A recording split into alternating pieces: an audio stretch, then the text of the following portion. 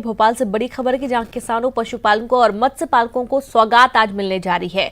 63,000 हितग्राहियों को बांटे जाएंगे किसान क्रेडिट कार्ड। सबका साथ सबका विकास कार्यक्रम का सीएम आज शुभारंभ करने जा रहे हैं और किसानों को 0% ब्याज दर पर कर्ज दिया जाएगा। सहकारी बैंकों, समितियों को दी जाएगी शासकीय सहायता। किसानों को लोन देने के लिए 800 करोड़ रुपए की शासकीय सहायता दी जानी है।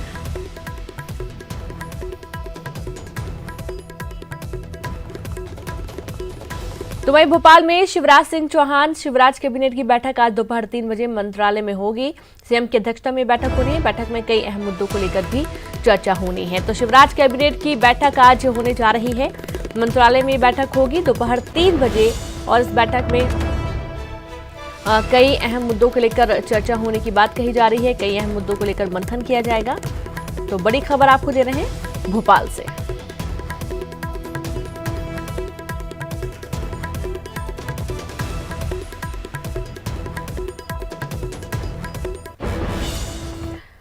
और भोपाल में किसानों के साथ सीएम की बात। जी हां, किसानों से आज सीएम संवाद करेंगे, सीधे बातचीत करेंगे। कृषि बिल पर किसानों से बातचीत की जाएगी। शाम 7 बजे किसानों से बात करेंगे मुख्यमंत्री शिवराज सिंह चौहान। जिस तरीके से कृषि बिल पास हुआ है और उसके आधार पर जो विपक्ष है, कांग्रेस, अन्य पार्टियां हैं, वो लगातार भ्रम फैलाने की कोशिश कर रही है, ऐसा कहना है बीजेपी का। और इन्हीं सारी जो भ्रांतियां किसानों के मन में आ गई हैं कि किसानों के विरोध में काम हुआ है, जो कृषि बिल है वो किसानों के हित में नहीं है, कई सारे जो उनके अधिकार हैं वो छीने जा रहे हैं। इन तमाम चीजों को लेकर मुख्यमंत्री शिवराज सिंह चौहान बातचीत करेंगे किसानों से। शाम 7 बजे संवाद होगा ताकि ये चीज को क्लियर किया जा सके कि जो एमएसपी है, जो तय मूल्य रहा है, वो हमेशा बना रहेगा, इसे नहीं हटाया जा रहा है।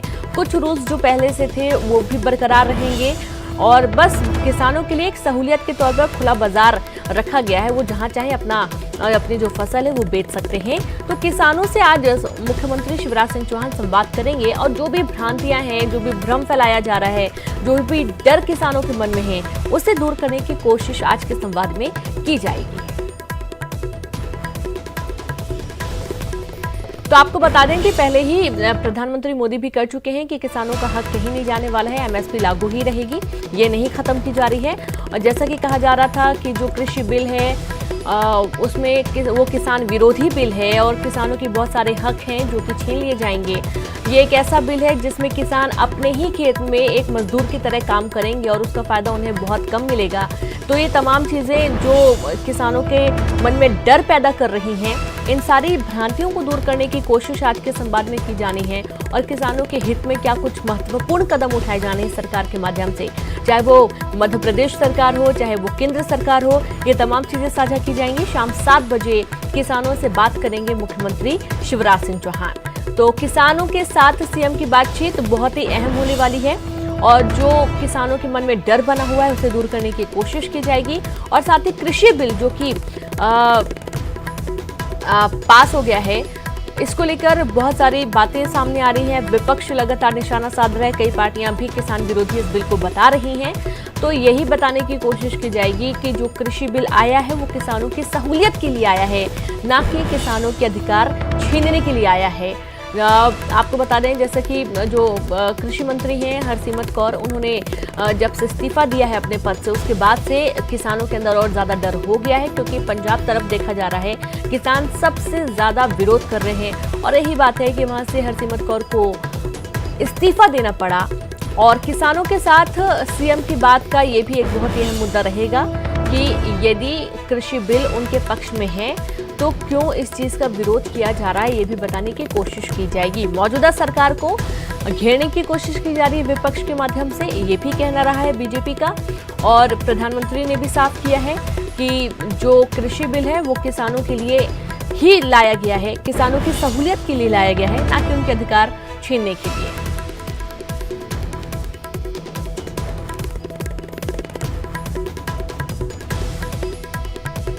और ज्यादा जानकारी के साथ संवाददाता मनोज जुड़ गए। मनोज, कृषि बिल को लेकर किसानों के अंदर बहुत डर भी है, बहुत सारी भ्रांतियां भी हैं और आज सीएम जो बातचीत करने जा रहे हैं शाम 7 बजे किसानों से जो संवाद होगा, क्या वो संवाद किस तरीके का रहने वाला है, किन किन मुद्दों को लेकर संभावित बातचीत हो सकती है? मनोज। जी बिल्कुल, लगातार अब राज्य सरकारों की तरफ से ये कोशिश की जा रही है कि किसानों में जो भ्रम फैलाने की कोशिश लगातार विपक्ष के द्वारा की जा रही है, किसान संगठनों के द्वारा की जा रही है, उस भ्रम को कम किया जाए और किसानों के अंदर जो डर है उसे दूर किया जाए। यही कारण है कि मध्य प्रदेश में इसकी शुरुआत कर दी गई है, क्योंकि कल भी जिस तरीके से राष्ट्रीय किसान मजदूर महासंघ ने प्रदर्शन किया था और विधानसभा का घेराव करने की कोशिश की थी, हालांकि उन्हें बोर्ड ऑफिस पर रोक दिया गया था, लेकिन एक मैसेज संगठन के द्वारा ये देने की कोशिश की जा रही थी कि जो बिल आया है, जो अध्यादेश आया है कृषि बिल, वो कहीं ना कहीं गलत है, वो किसान के हित में नहीं है। और यही कारण है कि आज सीएम शिवराज सिंह चौहान किसानों को संबोधित करेंगे और कई किसान उनसे सीधे कनेक्ट होंगे और ये बताने की कोशिश करेंगे शिवराज सिंह चौहान के जो बिल राज्यसभा में पास हुआ है वो किस तरीके का बिल है, उससे सीधे तौर पर किसान को फ़ायदा होने वाला है, क्योंकि इस बिल में खुली मंडी का प्रावधान रखा गया है। यानी कोई बाध्यता किसान को नहीं होगी अपने अनाज को बेचने के लिए, उसे ठीक मूल्य मिलेगा। लेकिन जिस तरीके से लगातार हंगामा इस बात को लेकर हुआ था कि जो समर्थन मूल्य है उसमें कहीं ना कहीं किसानों को दिक्कत होगी और जो दूसरे लोग हैं वो फ़ायदा उठाने की कोशिश करेंगे सीधे तौर पे। लेकिन ये भी सरकार की तरफ से स्पष्ट किया गया था कि जो अनाज का जो कीमत दी जानी है उसको लेकर भी सरकार ने कई फैसले लिए हैं, उसको लेकर भी गाइडलाइन बनाई गई है। तो ऐसे में इस बात को किसानों को समझाने की कोशिश करेंगे अपने संबोधन के दौरान सीएम शिवराज सिंह चौहान, और ये बताएंगे कि जो भी उनका अनाज आएगा मंडी में या व्यापारी खरीदेगा उसका उचित मूल्य जो है उन तक पहुंचेगा, उनको मिलेगा वो कीमत। इसको लेकर वो किसान को बताएंगे कि किस तरीके का ये बिल है। इससे सीधे तौर पर किसानों को बड़ा फ़ायदा होने वाला था और जो दलाल या दूसरे लोग किसानों के अनाज को खरीदते थे और कम कीमत पे उन्हें बेचना पड़ता था, हालांकि सरकार ने एक व्यवस्था की थी उनके अनाज बेचने की, समर्थन मूल्य की ये व्यवस्था थी, लेकिन अब इस कृषि बिल से उस अनाज की कीमत जो है वो ज़्यादा किसानों को मिलेगी और सबसे बड़ा फ़ायदा जो होगा वो किसानों को होगा, ना कि व्यापारियों को। और किसानों को कई तरीके के विकल्प इस बिल से खुलने वाले हैं, चाहे वो उनके अनाज की कीमत को लेकर हो या फिर उनकी फसल को खेत से उठाने को लेकर हो। तो कई तरीके की सुविधा इस बिल के जरिए किसानों को मिलने वाली है। बिल्कुल बिल्कुल मनोज, और साथ ही आज जो 3 बजे शिवराज कैबिनेट की बैठक होने जा रही है मनोज, उस बैठक में कितनी महत्वपूर्ण बैठक होगी? जैसा कि कल ही एक दिन का सत्र रखा गया था, बजट भी पास किया गया, तो उस आधार पर यदि देखा जाए तो आज की जो कैबिनेट बैठक होगी कितनी महत्वपूर्ण होने वाली है?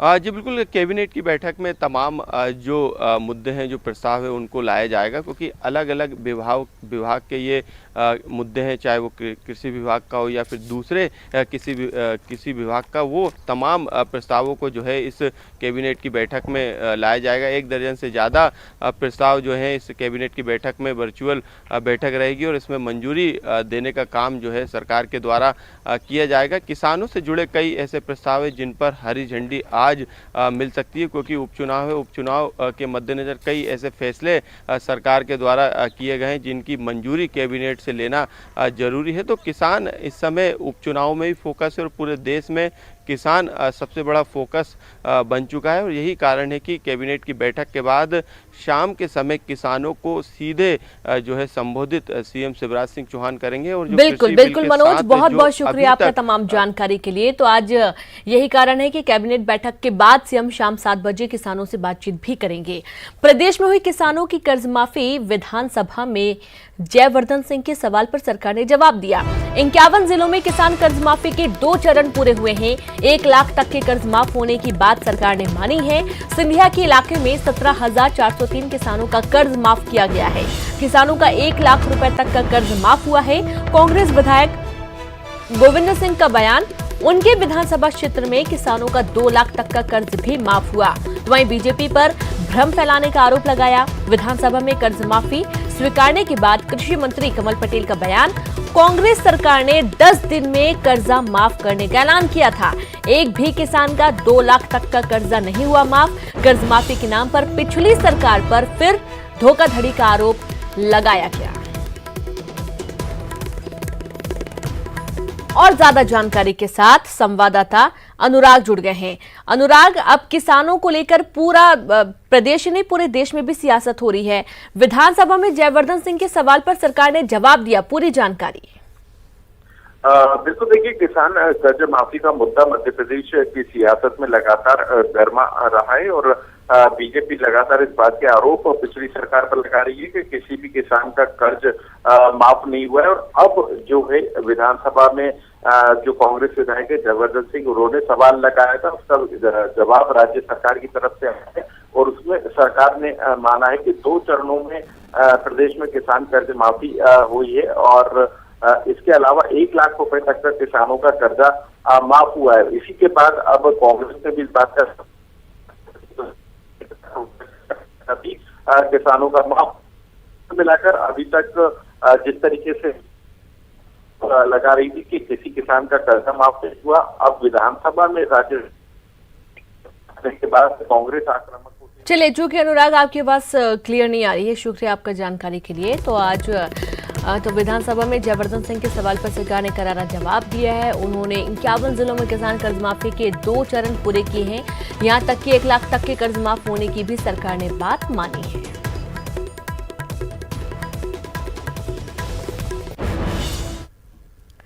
मध्य प्रदेश सरकार ने आदिवासियों को बड़ी सौगात दी है। विधानसभा में साहूकारी अधिनियम को मंजूरी दे दी है। सरकार ने साहूकारी व्यवस्था में बड़ा बदलाव किया है। सरकार से लाइसेंस लेने के बाद ही साहूकारी की व्यवस्था लागू हो सकेगी।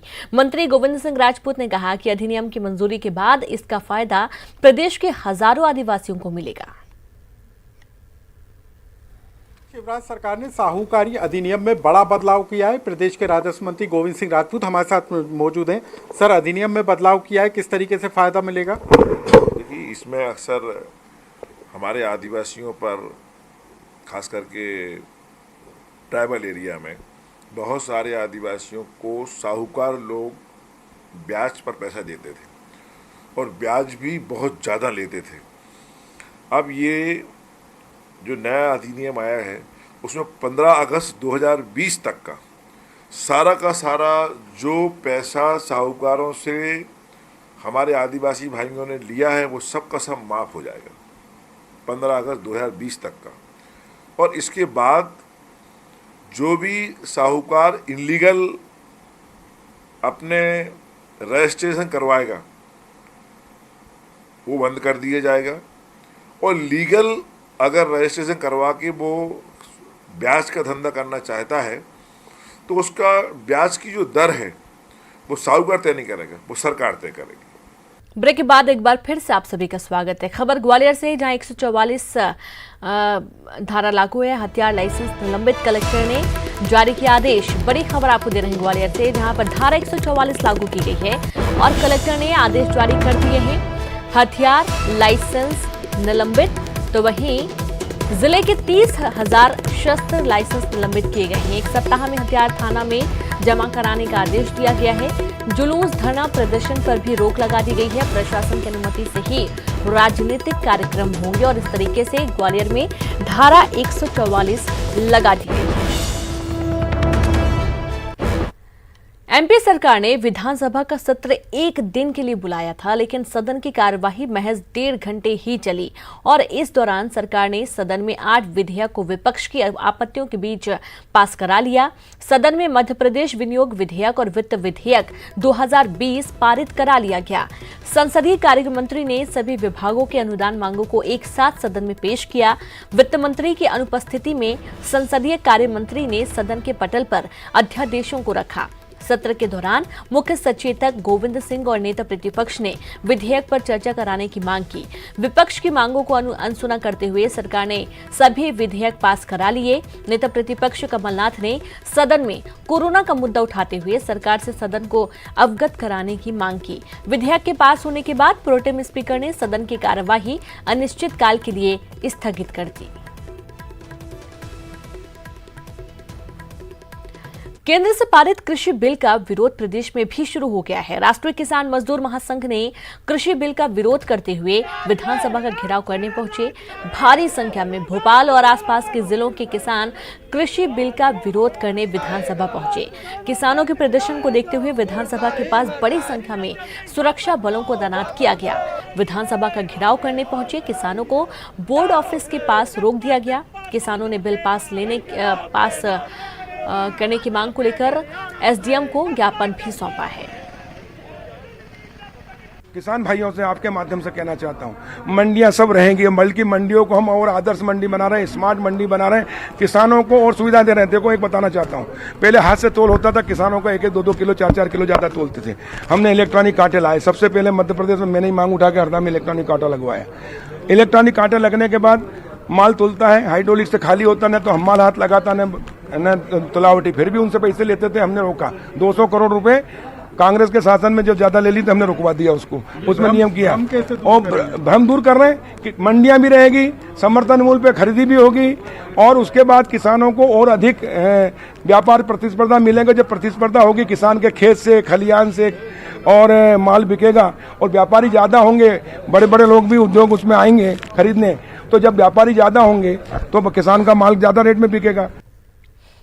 इंदौर में कोरोना का कहर जारी है। कोरोना के 446 नए मामले सामने आए हैं। 4 कोरोना मरीजों की मौत हो गई है। शहर में कोरोना के 3874 एक्टिव मामले सामने आए हैं।